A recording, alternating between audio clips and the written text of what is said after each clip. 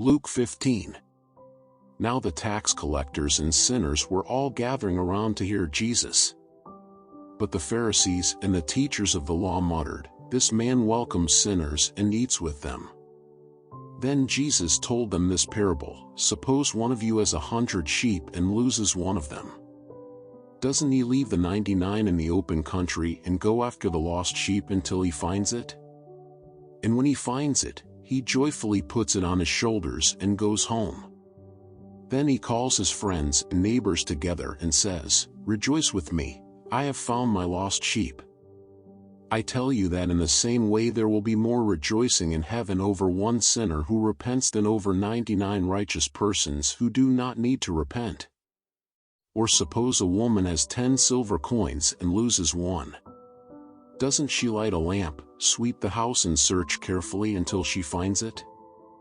And when she finds it, she calls her friends and neighbors together and says, "Rejoice with me, I have found my lost coin."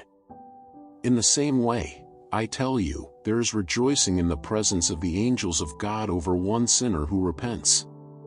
Jesus continued, There was a man who had 2 sons.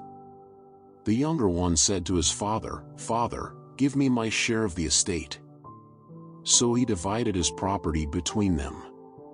Not long after that, the younger son got together all he had, set off for a distant country and there squandered his wealth in wild living. After he had spent everything, there was a severe famine in that whole country, and he began to be in need. So he went and hired himself out to a citizen of that country, who sent him to his fields to feed pigs. He longed to fill his stomach with the pods that the pigs were eating, but no one gave him anything.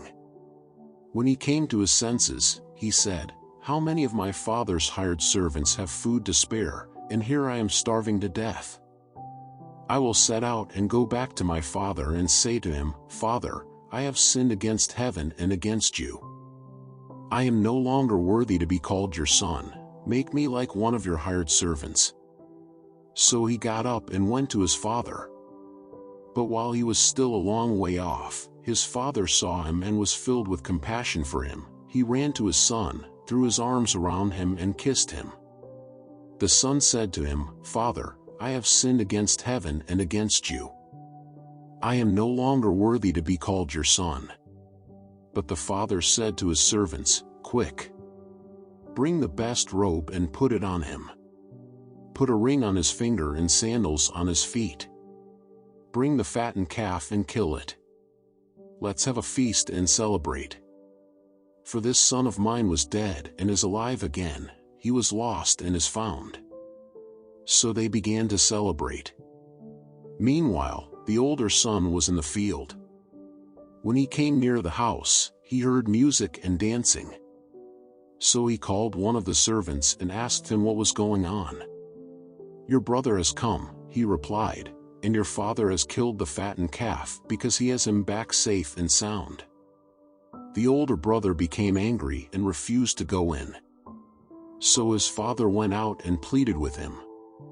But he answered his father, 'Look, all these years I've been slaving for you and never disobeyed your orders.